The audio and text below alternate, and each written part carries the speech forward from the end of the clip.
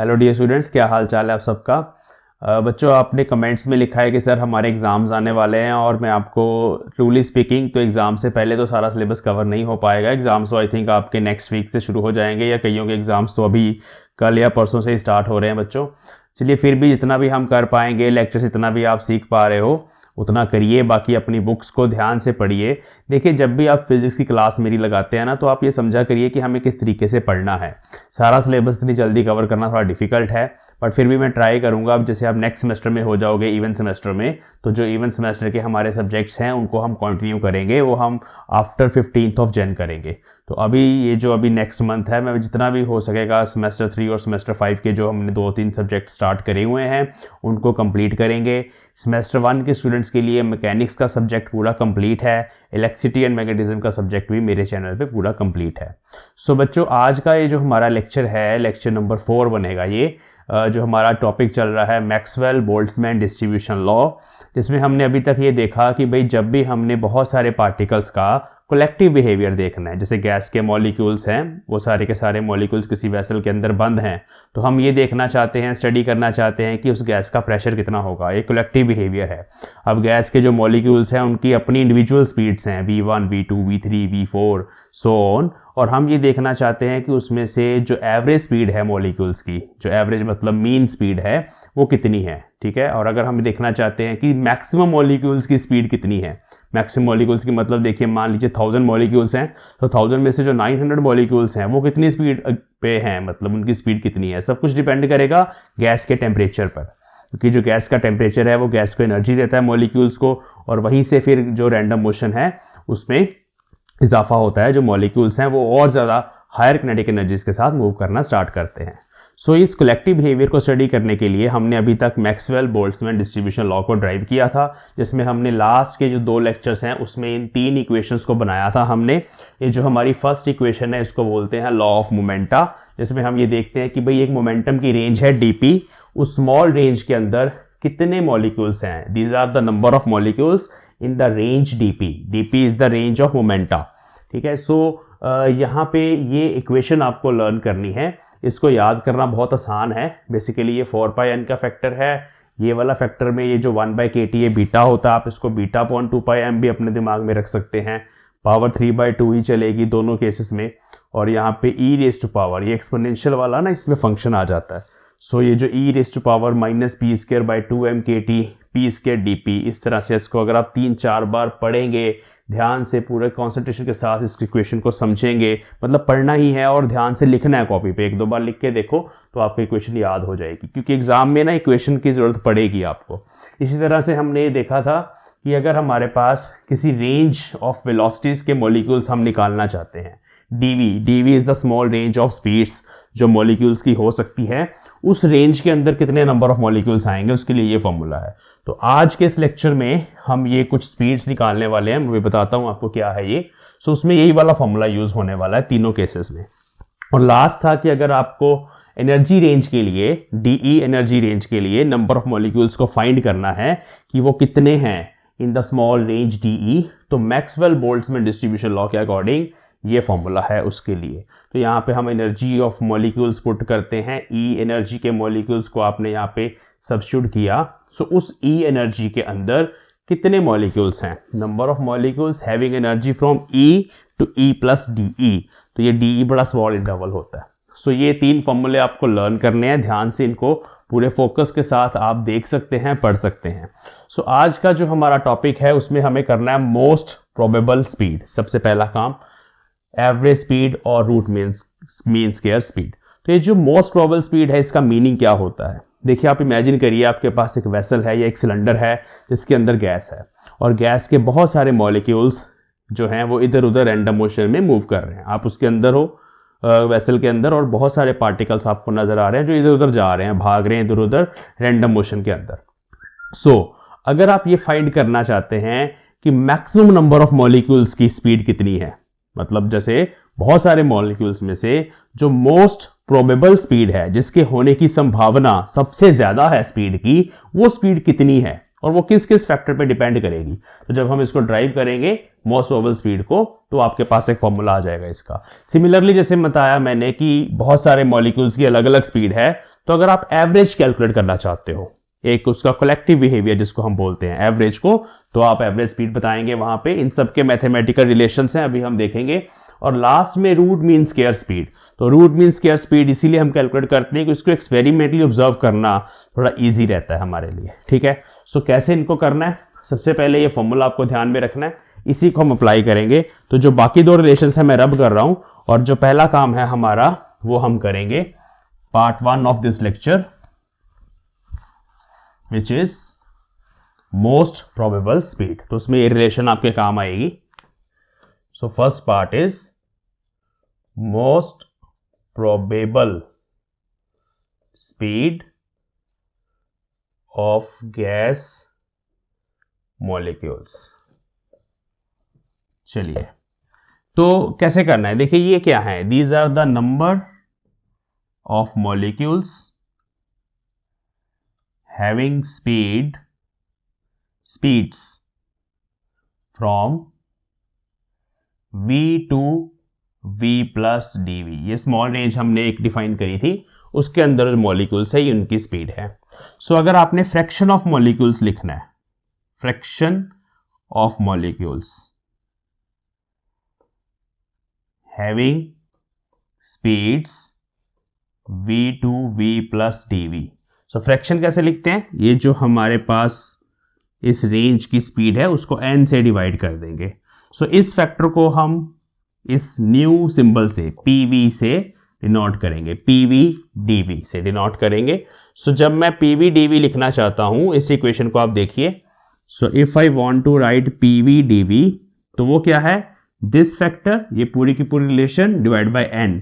यहां पे n cancel हो जाएगा, बाकी क्या बचेगा, √2 पाई m by pi k t power 3/2 e raised power minus mv square by 2 kt v square dv। तो ये बचा। So this thing is called, यहां dv से dv भी पहले काट देते हैं।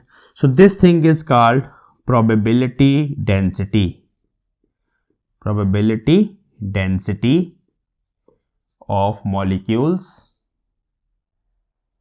हैविंग, वो बाकी सारी कहानी वही है, having speeds from v to v plus dv। तो लिख देता हूं मैं, having speeds from v to v plus dv। तो यह बन गई प्रोबेबिलिटी डेंसिटी, संभावना कि अगर आपके पास n नंबर ऑफ मॉलिक्यूल्स हैं टोटल, उसमें से कितने मॉलिक्यूल्स हैं जिनकी v स्पीड होने की संभावना है, v, क्योंकि ये स्मॉल रेंज होती है dv, तो हम ऐसे भी बोल सकते हैं v से v प्लस dv के अंदर स्पीड होने की संभावना कितने मॉलिक्यूल्स की है। तो मैथमेटिकली हमें ये इस फॉर्मूले से पता चलता है जो आपके सामने है। अब हमें क्या करना है, हमें निकालनी है मोस्ट प्रोबेबल स्पीड। तो मतलब हमें इस प्रोबेबिलिटी को मैक्सिमाइज करना है, इसकी मैक्सिमम वैल्यू देखनी है। और आप देख सकते हैं कि ये जो pv है, it is a function of v, यहां भी v स्क्वायर आ रहा है, यहां भी v आ रहा है, तो ये स्पीड का ही फंक्शन है। तो हमें वो स्पीड फाइंड करनी है जहां पे ये p मैक्सिमाइज हो जाएगा, मैक्सिमम होगा। सो मैक्सिमम इनमें आपने स्टडी करे हुए हैं, जब भी किसी फंक्शन को इस तरह से मैक्सिमाइज करना होता है तो हम उसको डिफरेंशिएट करते हैं with respect to variable v के विद रिस्पेक्ट टू इसको डिफरेंशिएट करना है and equal to 0, which is very simple to do, simple mathematics है। देखिए कैसे करना है, साथ साथ आप नोट्स बना लीजिए करिए। तो so to find most probable speed MPS, we maximize PV by differentiating it with respect to V and equating to 0। ये आपको पता होगा, कोई भी फंक्शन है उसको जब आप इस तरह से डिफरेंशिएट करते हैं तो मैक्सिमा के पॉइंट पे स्लोप 0 होती है, वही हमें करना है। सो हमें dp बाय dv करना है इक्वल टू 0। मैंने सिंपली p लिख दिया, चाहे आप ब्रैकेट में v लिख दो। इसका सिर्फ इतना ही मतलब है कि probability is function of velocity, या मल्टीप्लाई नहीं हो रहा, इस बात का ध्यान रखना। p इंटू v नहीं है, ये है कि ये जो प्रोबेबिलिटी है it is function of v पे डिपेंड करती है। सो अभी हमें इसको डिफरेंशिएट करना है और इक्वल टू 0। तो इसको डिफरेंशिएट करना बहुत ईजी है, कैसे करेंगे देखिए ध्यान से। ये सब कांस्टेंट है, सो मैंने √2 ऐसे लिख दिया, पाई ऐसे लिख दिया। यहाँ ना थोड़ा पावर्स भी सॉल्व कर लेते हैं, तो पाई की वैल्यू यहाँ 1 है पावर, यहाँ 3/2 है, तो 1 माइनस 3/2 कर दिया, साथ साथ ही कर रहा हूँ। सो बाकी बचा m/kt, इसको अभी ऐसे लिख देता हूँ, बाद में देखेंगे, इसकी पावर 3/2। अब बाकी दो चीज़ें जो हैं वो डिफ्रेंशिएट होंगी। First function derivative of second, so कैसे करें? So first function is e raise to power minus mv²/2kt, derivative of second 2v। So इसको डिफ्रेंशिएट करेंगे विद रिस्पेक्ट टू v, तो 2v आ जाएगा, plus second function v² as it is, इसका derivative e raise to power minus mv²/2kt।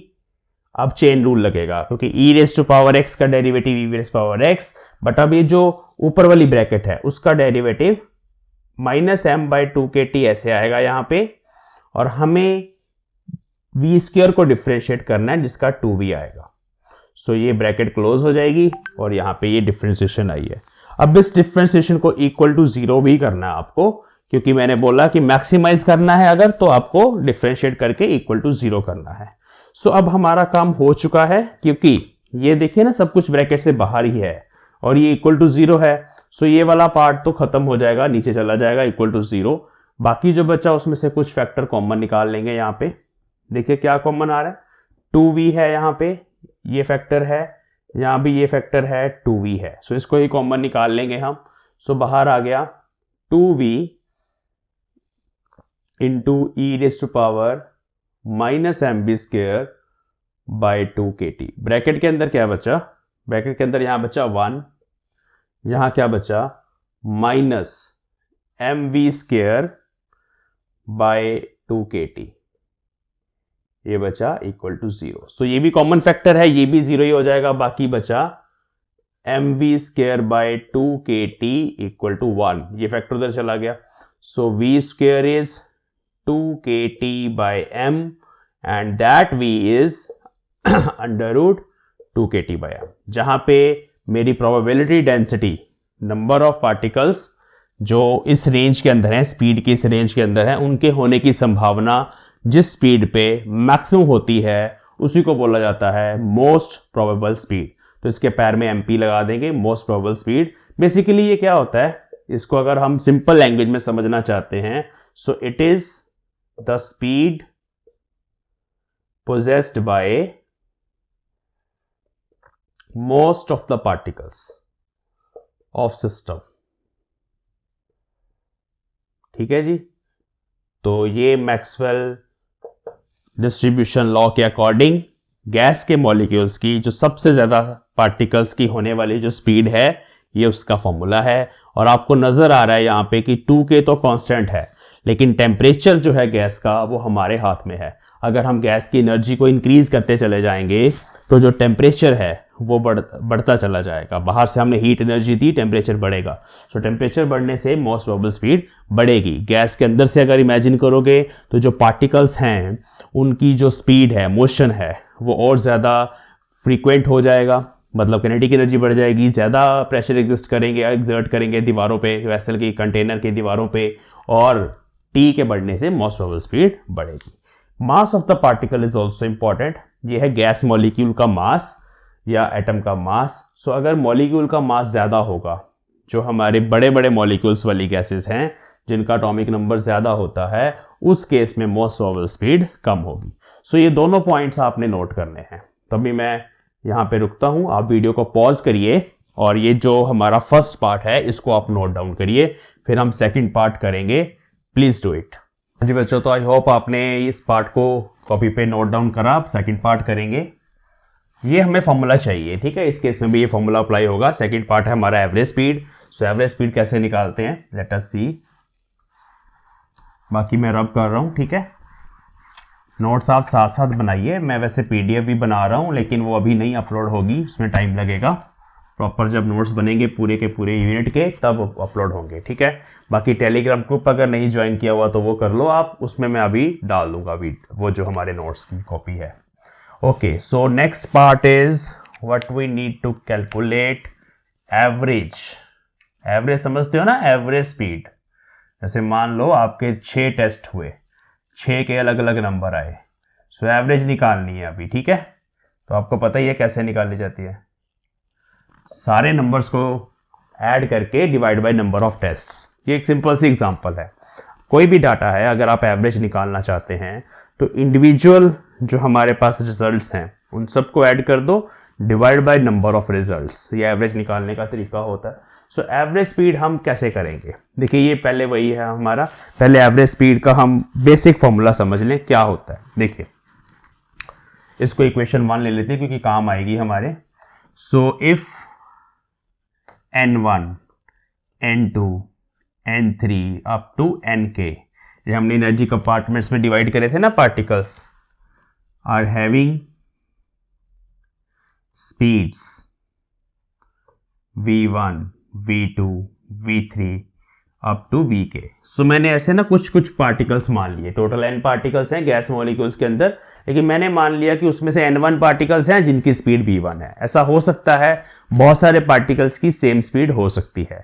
उसी में से n2 particles मान लिए जिनकी स्पीड v2 है। अब इमेजिन करिए कि भाई एक रोड इमेजिन कर लीजिए, उस पर कुछ पार्टिकल्स ऐसे हैं, कुछ व्हीकल्स ऐसे हैं जिनकी स्पीड 10 मीटर पर सेकेंड है, कुछ ऐसे हैं जिनकी 20 मीटर पर सेकेंड है, कुछ ऐसे हैं जिनकी 30 है। सो ये वो चीज़ है, अलग अलग स्पीड्स है लेकिन हमने उनको कैटेगराइज कर लिया। Then average speed, so basic formula हमारा वही चलेगा, सबको ऐड करके divide by number of particles. So average speed क्या बनेगी? v average. बेसिक फॉर्मूला देखिए, अब देखिए ना n1 पार्टिकल्स की स्पीड v1 है। सो इनको हमें ऐड कैसे करना है? n1 times v1। तो ऐसे लिखा जाएगा, क्योंकि मान लीजिए आपके पास ये एग्जांपल के तौर पे 3 पार्टिकल्स हैं जिनकी स्पीड v1 है। तो अगर इन तीनों की स्पीड को आपने ऐड करना है तो आप लिखोगे v1 plus v1 plus v1। Basically हमने ऐड करना है यहाँ पे ना। सो ये 3v1 ही बनेगा ना, इसीलिए मैंने इसको लिखा n1 v1।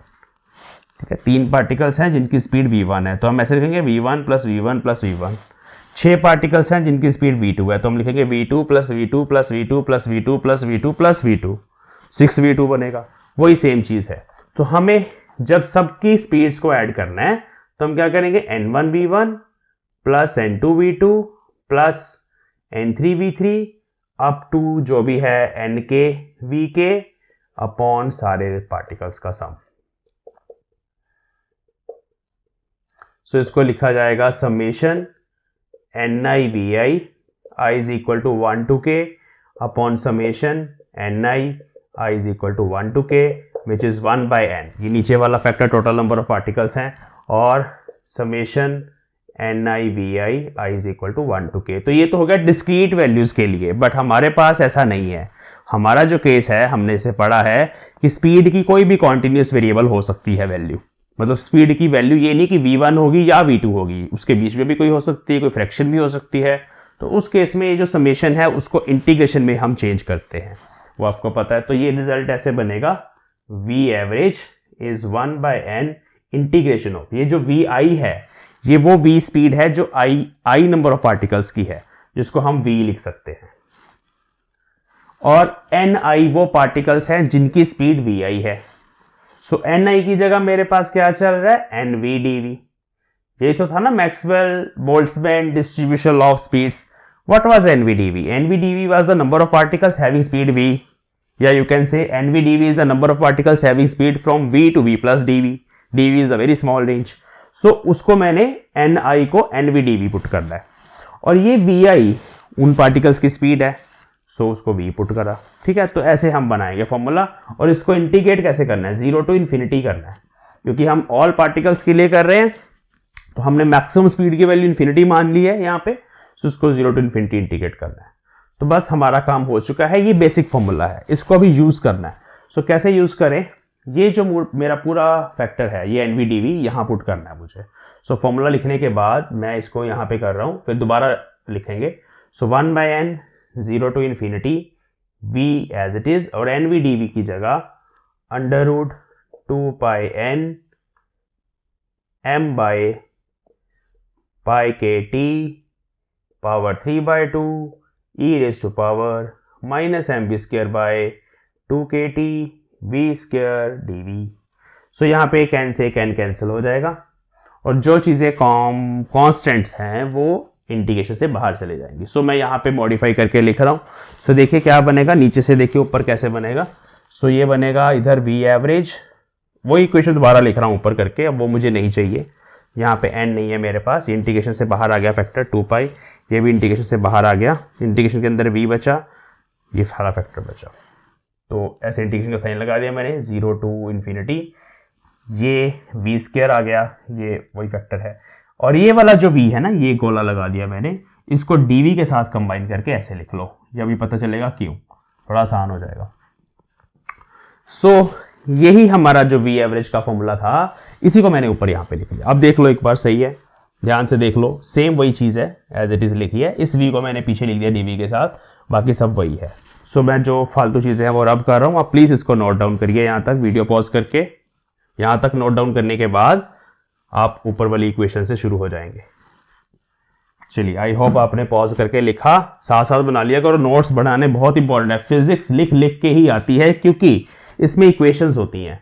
जो इक्वेशंस हैं, जब तक आप उस पर 1-2 सेकंड के लिए फोकस नहीं करोगे, टर्म्स पे फोकस कैसे होगा, जब धीरे धीरे लिखोगे। 1-2 सेकंड के लिए फोकस करना जरूरी है हर किसी टर्म पे, इसलिए लिखना जरूरी है। फिजिक्स को रट्टा नहीं बोलते इसको, ये जस्ट होता है कि आपका जो कॉन्शियसनेस लेवल है वो बहुत ज्यादा आपके काम पे रहे, इसलिए फिजिक्स को लिखना जरूरी है, नहीं तो भूल जाती है ये। चलिए, तो अब हमें इस इंटीग्रेशन को सॉल्व करना है, which is very simple to solve.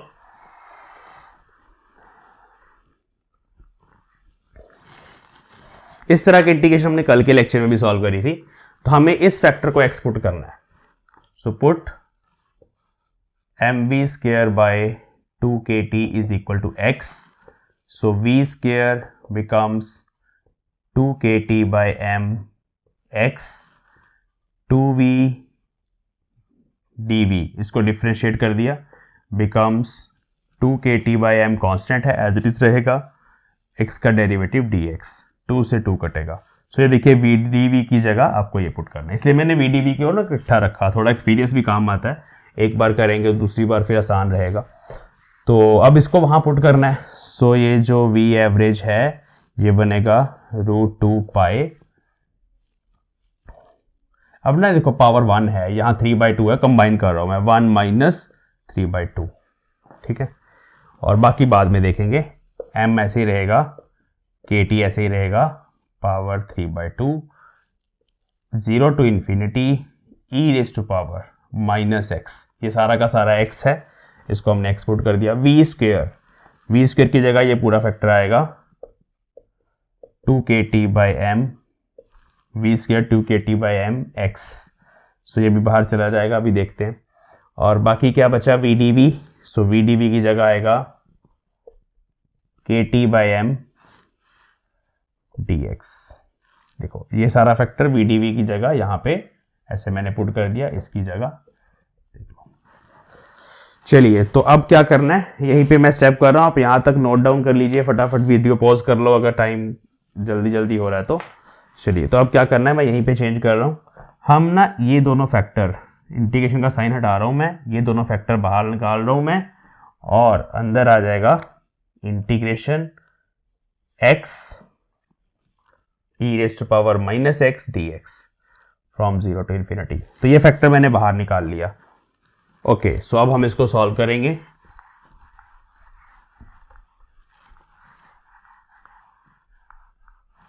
देखिए, ये फैक्टर कैसे सॉल्व करना है, बाहर वाला फैक्टर भी साथ साथ ही कर लेंगे। √2, ये √2 है, इसको ऐसे लिखेंगे 2 की पावर हाफ, 2 और कहाँ पे है, ये है +1, ठीक है, तो +1 हो जाएगा क्योंकि यहाँ 2 ऊपर है। पाई की वैल्यू 1 माइनस 3/2, ये तो पावर यहाँ से आ गई, और पाई है कहीं पे, नहीं है, इसको छोड़ दो। m देखो, m की पावर 1 है 3/2 यहाँ पे, यहाँ है -1, यहाँ है -1, सो -2। चलो, और क्या बचा, m हो गया, kt, अब kt देखते हैं, kt की पावर यहाँ है -3/2, क्योंकि नीचे है ना kt, इसलिए -3/2, यहाँ kt की पावर 1, यहाँ भी 1, +2। चलो, तो ये मैंने सारे ना ऐसे, आपने हमेशा पावर से जब इसको सॉल्व करना है ऐसे कंबाइन कर लिया करो, इजी रहेगा। इसको सॉल्व करते हैं, तो यहाँ इंटीग्रेशन बाय पार्ट्स लगेगा, विच इज वेरी सिंपल। तो कैसे लगता है, first function as it is integration of second, E raise power minus X की integration E raise power minus X ही रहेगी, लेकिन नीचे -1 का फैक्टर आएगा, आपको पता है, सिंपल चीजें हैं ये। Limit 0 to infinity plus integration second function as it is e raise power minus x, derivative of first which is 1 dx 0 to infinity bracket close. अब इसको सॉल्व करेंगे, सो ये बन गया 2 की पावर 3/2, यहां बना पाई की पावर 2 LCM -1/2, m की पावर 2 LCM 4 -1/2, kt की पावर या फिर से 2 LCM 4 यहाँ +1/2, ये बना। इसको सॉल्व करेंगे, यहाँ पे जब आप इन्फिनिटी पुट, जहाँ 0 इन्फिनिटी पुट करोगे ना, तो ये E raise power minus infinity term 0 हो जाएगी। जब आप 0 पुट करोगे तो एक्स के कारण 0 हो जाएगी, तो ये 0 है। प्लस यहाँ पे जब आप इंटीग्रेशन सॉल्व करेंगे तो E raise power minus X by -1, और यहाँ पर भी हमें फिर से 0 इन्फिनिटी पावर्स पुट करनी है और ऐसे सॉल्व करना है। इसको कंबाइन कर लेते हैं, 2 की पावर 3/2 ऐसे रहने देते हैं, kt ऊपर रहेगा, m पाई नीचे रहेगा, पावर हाफ, और इसको सॉल्व करेंगे तो ये -1 का फैक्टर मैंने बाहर निकाल दिया, ठीक है, ई रेस पावर माइनस एक्स, तो ये बनेगा E raise to power minus infinity minus E raise to power -0, ऐसे बड़े ध्यान से पुट करना है। देखो ना, ये वाला -1 यहाँ लिखा मैंने, ई रेस टू पावर यहाँ पुट करा minus infinity minus E raise power lower limit ना, तो -0। ओके, सो मैं नीचे इसको रब कर रहा हूं, ये क्या बना, ये बना 2 रेस टू पावर 3/2। सो आप इसको ना 2 रेस टू पावर 3 लिख दो, क्योंकि 1/2 का फैक्टर इकट्ठा कर देंगे हम, kt बाय m पाई ऐसे, और सारे की पावर 1/2 ऐसे लिख सकते हैं ना, 3 अंदर 1/2 बाहर, कंबाइन कर दिया मैंने 1/2 पावर को। ये -1 है, ये 0 है, ई रेस पावर माइनस इन्फिनिटी मतलब 1/e raise to power infinity, 1/e raise to power infinity होता है ना ये, तो वो होता है 0, 1/इन्फिनिटी 0, तो ये 0 है, ये माइनस माइनस मिलके +1 हो गया, और ये 1 है, तो यहाँ 1 बचा। ये 2 की पावर 3 बन गया 8 kt बाय m पाई, kt ऊपर t है, नीचे m पाई अंडर रूट, तो ये जो हाफ है under root. So this is the formula for average speed which is very simple to solve. ये आप याद रखेंगे, 8 kt बाय m पाई। तो ये भी बच्चे मास पे भी डिपेंड करता है, टेम्परेचर पे भी डिपेंड करता है, ये भी √T के डायरेक्टली प्रोपोर्शनल है, और मास के अंडर रूट के इनवर्सली प्रोपोर्शनल है average speed. So I hope आपको समझ आया कि एवरेज स्पीड का मतलब क्या है। बहुत सारे मॉलिक्यूल्स की जो स्पीड होती है कॉमन वाली, उसको मोस्ट प्रोबेबल स्पीड बोलते हैं। सारे मॉलिक्यूल्स की जो एवरेज स्पीड है, एवरेज मतलब मीन बोल सकते हो, अर्थमेटिक मीन भी बोल सकते हो, वो ये है, ठीक है। तो ये दोनों फॉर्मूले ड्राइव करें हमने मैक्सवेल बोल्ट्जमैन डिस्ट्रीब्यूशन लॉ से। तो यहां तक नोट डाउन करिए, वीडियो को पॉज करके अगर कुछ रह गया है, और फिर हम नेक्स्ट पार्ट करेंगे which is root mean square speed. तो रूट मीन स्क्वायर स्पीड को समझना भी है और फिर करना भी है। चलिए, तो आई होप आपने कर लिया इसको। अब हम रूट मीन स्क्वायर स्पीड देखेंगे।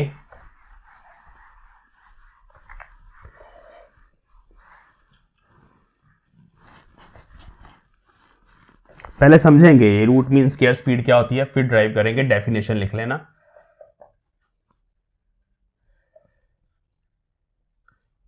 फिजिकली बताऊं तो ये भी एवरेज स्पीड जैसी ही होती है, लेकिन थोड़ी सी डिफरेंट होती है, और ये इसलिए हम कैलकुलेट करते हैं क्योंकि इसको एक्सपेरिमेंटली कैलकुलेट करना आसान है, ठीक है। सो ये रूट मीन स्क्वायर स्पीड क्या होती है, देखिए, इट इज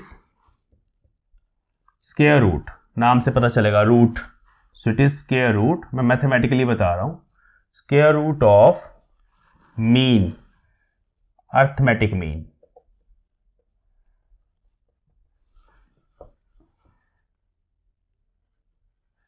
मीन ऑफ किसका, square speed of squares of speeds of individual molecules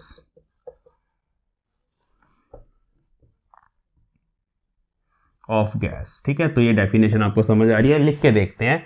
so VRMS is square root mean जब भी निकालना है ना, तो टोटल नंबर ऑफ पार्टिकल से डिवाइड करना पड़ेगा, NI, I is equal to 1 to K, बाद में total number of particles n ही बनेगा। सो ये सारे पार्टिकल्स का सम है। जैसे अभी हमने एवरेज स्पीड निकाली थी, उसमें भी नीचे यही आ रहा था, इसमें भी यही आएगा। लेकिन इस बार हमें जो मीन कैलकुलेट करना है वो किसका करा है हमने, स्क्वायर ऑफ स्पीड्स का। तो हमने हर किसी पार्टिकल की speed v1 square, v2 square, v3 square ली और माना n1 पार्टिकल की स्पीड जो है, स्पीड का जो स्क्वायर जो है वो v1 स्क्वायर है, n2 पार्टिकल्स की स्पीड का जो स्क्वायर है वो v2 स्क्वायर है, n3 पार्टिकल्स की स्पीड का स्क्वायर v3 स्क्वायर है। सो जब इन सबको कंबाइन करेंगे तो यहाँ समेशन आएगा i is equal to 1 to k आएगा। k हमारे कंपार्टमेंट्स हैं, यहाँ आ जाएगा ni vi स्क्वायर। तो इस केस में स्क्वायर आएगा। तो ये बेसिक डेफिनेशन है जो मैंने आपको फिजिकली और मैथमेटिकली रिलेट करके बताई है, इसको समझ लीजिए पहले। अब हम इसको सॉल्व करने के लिए अंडर रूट उधर ले जाते हैं पहले, थोड़ा इजी करने के लिए कैलकुलेशंस को। तो हम इधर स्क्वायर लगा देते होते हैं और यहाँ पे नीचे ये सारा 1/n ही बनता है। और जब हम कॉन्टिन्यूस स्पीड्स की बात करते हैं तो समेशन इंटीग्रेशन में चेंज होता है 0 to इन्फिनिटी। बिल्कुल वैसे ही ni जो है हमारा, वो हमारा nvdv है, जैसे मैंने अभी बताया था। और vi स्क्वायर जो है हमारा वो v स्क्वायर रहेगा। तो ये बनेगा। तो मतलब जैसे पिछले केस में यहाँ v था, अब उसकी जगह v स्क्वायर आएगा। बाकी डेफिनेशन ऑलमोस्ट सेम है, लेकिन ध्यान रखना इधर स्क्वायर है, लास्ट केस में इधर स्क्वायर नहीं था। सो ये मैथमेटिकली फॉर्मूला है रूट मीन स्क्वायर स्पीड का, इसको याद रखना और इसको हमें अभी सॉल्व करना है, ठीक है। यहाँ एनवीडीवी पुट करेंगे अभी और फिर करेंगे, यहाँ तक लिखिए। हाँ जी बच्चों, तो ये मैंने अभी फॉर्मूला लिखा दोबारा से ताकि आपको रिकॉल करवाया जा सके। सो एनवीडीवी का फॉर्मूला याद करते हैं मिल के, मुझे भूल जाता है बार बार। Let us remember learn it, √2 pi n और ये factor beta m by pi मुझे याद रहता है, या आप m by pi k T रख लो, पावर 3/2। बाकी v square e raise to power minus M V square by 2 के टी टी वी। सो इस फॉर्मूले को यहाँ पुट करना हमें और फिर सॉल्व करना है। तो मैं कर रहा हूँ यहाँ पे, आई होप आपने इतना नोट कर लिया। अब इसको रब कर देते हैं, थोड़ी स्पेस मिल जाएगी हमें। सो ये इक्वेशन क्या बनेगी, V R M S square 1/n। अच्छा, जो चीज़ें यहाँ पे कॉन्स्टेंट्स है ना, मैं पहले ही बाहर लिख रहा हूँ, बार बार आप भी एग्जाम में ऐसे करा करो। ये बाहर आ गया m by pi k t power 3/2, ये बाहर आ गया। बाकी जहाँ v आ रहा है वो तो अंदर ही रहेगा। सो इंटीग्रेशन के अंदर हमारे पास एक ये वाला v स्क्वायर और एक ये वाला v स्क्वायर, इसको मैं ऐसे लिखूंगा v क्यूब, अभी समझ आएगा क्यों। E raise to power minus M V square by 2 के टी, और v क्यूब लिखा तो एक v बचा dv, वही v dv हमारा वैसे ही काम आने वाला है ना, इसलिए हमने ऐसे लिखा। तो यहाँ v raise to power square है, यहाँ v स्क्वायर है, यहाँ v स्क्वायर है, पावर 4 बनेगी, उसको मैंने v क्यूब ऐसे अलग कर दिया और v अलग कर दिया। अगेन n से n काटो पहले, put M V square by 2 के t is equal to x, v square is equal to 2 के t by m into x, 2v dv is 2 के टी बाई एम dx, 2 से 2 कटा तो v dv ये आया। इसके अलावा यहाँ v स्क्वायर है ना, तो यहाँ से v लिखेंगे विच इज 2 के t by m power half x की पावर हाफ। मुझे चाहिए v का क्यूब, सो v का क्यूब करना है तो यहाँ 3 आएगा, तो इधर भी 3 बनेगा, इधर भी 3 बनेगा। सो ये v क्यूब है, तो इस v क्यूब को यहाँ पुट करेंगे, v dv को यहाँ पुट करेंगे और e raise to power minus x बन जाएगा। बड़ा सिंपल है। सो यहाँ पे कर रहा हूँ V R M S square √2 pi. अब इसको फिर से सॉल्व करना शुरू कर देते हैं हम, जो जो चीज़ें, चलो एक बार लिख लेते हैं, गलती हो जाती है नहीं तो।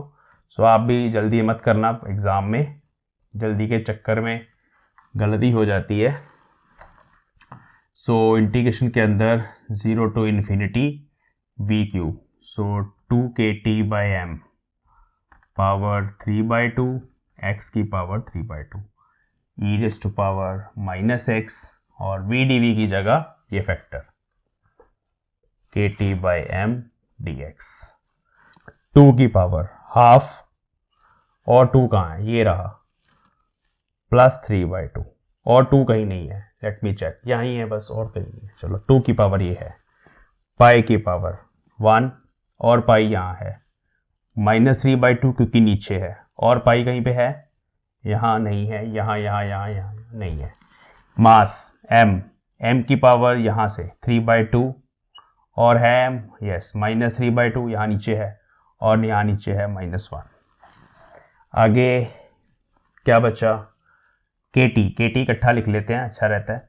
सो KT की पावर नीचे से 3/2 तो -3/2 बन गया, क्योंकि नीचे है KT, ऊपर जाके -3/2 बन गया। यहाँ KT की पावर +3/2 और यहाँ KT की पावर +1। तो ये मैंने सारे फैक्टर्स हमारे जो हैं कंबाइन कर दिए हैं और इंटीग्रेशन के अंदर बचा 0 to ∞ x⁻³ e⁻⁻x dx। तो ये बन गया 2 का स्क्वायर 4, यहाँ बन गया पाई के केस में 1 -3/2 तो 2 -1 -1/2। m की पावर ये दोनों कट गए तो m नीचे आएगा और KT की पावर ये दोनों कट गए ऊपर जाएगा KT। ये पाई -½ है ना, पाई की पावर -½ इसको मैं नीचे लिख रहा हूँ √π, ऊपर से मैं रब कर रहा हूँ। 4 KT थोड़ा दूर है, इसको पास ले आते हैं, अकेला अच्छा नहीं लगता बेचारा। तो इसका स्टैंडर्ड रिजल्ट है हमारे पास विच इज़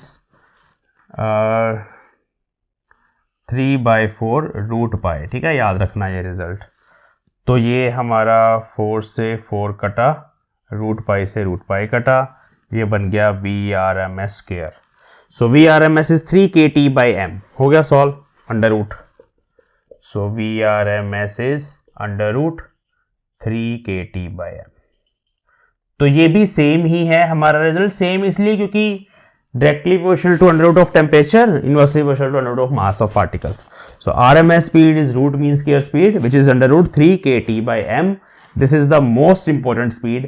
तो जब भी आपको ये टॉपिक आएगा मैक्सवेल बोल्ट्जमैन डिस्ट्रीब्यूशन लॉ, तो आपको मोमेंटम के लिए लॉ पूछा जा सकता है ड्राइव करना, स्पीड्स के लिए पूछा जा सकता है, एनर्जीज के लिए पूछा जा सकता है, जो एक पार्ट है। सेकंड पार्ट में आपको पूछा जा सकता है कि भाई आप इन स्पीड्स को कैलकुलेट करो, जो 3 तरह की स्पीड्स हैं, most probable speed, average speed और रूट मीन स्क्वायर स्पीड। सो आज का लेक्चर मैं यहीं पे फिनिश करने वाला हूं। इसके बाद नेक्स्ट क्लास में हम इस यूनिट की कुछ प्रॉब्लम्स देखेंगे, then we will start Bose Einstein statistics, ठीक है। तो वो नेक्स्ट है, वो होती है फॉर फर्मी-डिराक भी है, तो बोस-आइंस्टाइन होती है बोसॉन्स के लिए। बोसॉन्स मतलब स्पिन 1 के पार्टिकल्स और ऐसे पार्टिकल्स जो इनडिस्टिंग्विशेबल्स हैं, for example photons.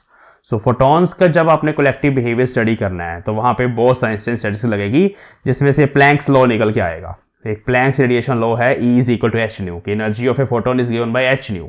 So Planck's radiation law कहाँ से आता है, कैसे आता है, तो वो हम नेक्स्ट क्लास में पढ़ेंगे, नेक्स्ट यूनिट में पढ़ेंगे, जहां हम पढ़ेंगे Bose Einstein statistics which is for bosons. इसी तरह से एक और इंपॉर्टेंट स्टैटिस्टिक्स है, एक और इंपॉर्टेंट थ्योरी है डिफरेंट तरह के पार्टिकल्स के लिए जिनकी स्पिन हाफ होती है।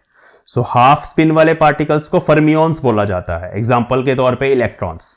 सो इलेक्ट्रॉन्स के लिए जो हम कलेक्टिव बिहेवियर को स्टडी करने के लिए जो हम फिजिक्स लगाते हैं उसको फर्मी-डिराक स्टैटिस्टिक्स बोलते हैं। वहां पे पॉली एक्सक्लूजन प्रिंसिपल भी लगेगा और फर्मियंस की जो फिजिक्स है वो अलग से हम स्टडी करते हैं। तो ये 3 कैटेगरीज में हमने पार्टिकल्स को डिवाइड किया है। एक हो गए हमारे distinguishable particles, Maxwell Boltzmann statistics, gas molecules is the example, जिसमें हर एक पार्टिकल की स्टेट डिफरेंट है फेज स्पेस के अंदर। हर एक पार्टिकल को एक कंपार्टमेंट के अंदर सेल से रिप्रेजेंट किया जाता है। सो सेकंड पार्ट है, बिल्कुल यही थ्योरी आगे अप्लाई करेंगे हम, उसमें हम बोस-आइंस्टाइन फॉर बोसॉन्स स्पिन 1 पार्टिकल्स के लिए स्टडी करेंगे और Fermi-Dirac statistics for fermions which is for spin half particles. So next units बहुत इंटरेस्टिंग होने वाले हैं। जिन बच्चों के अभी एग्जाम्स आ ही चुके हैं, 3rd सेम के स्टूडेंट्स, वो जब भी टाइम लगे अपने कॉन्सेप्ट्स को अच्छा करने के लिए लेक्चर्स देख सकते हैं। अभी अगर आपका एग्ज़ाम आने वाला है, उसमें छुट्टियां हैं, कुछ हॉलीडेज़ हैं, तो आप देख सकते हैं लेक्चर्स। मैं कोशिश करूंगा इस मंथ में इसको कंप्लीट किया जाए। So we will meet in the next class. Thanks for watching.